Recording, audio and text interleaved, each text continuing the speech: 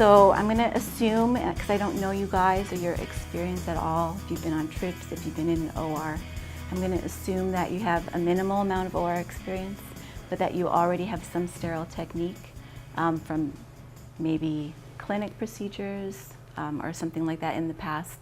I do want to mention one thing that I've seen technicians do if they come out of clinic and they go into the OR.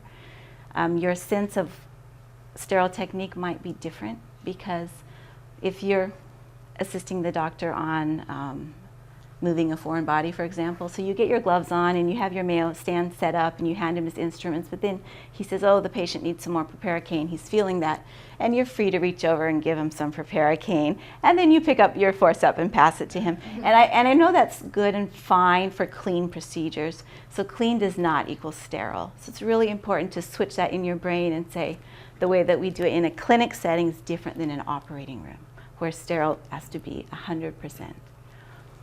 If there are some basic skills that you don't know yet, it's not a problem. Everybody's a newbie sometimes, but before you go on a mission trip, it would be very helpful if you went onto YouTube and just Googled sterile gloving or sterile technique, and there's a lot of resources available. It's interesting, when I cross-train nurses to be backup scrubs, the skill that they find the most difficult is getting their own gloves on.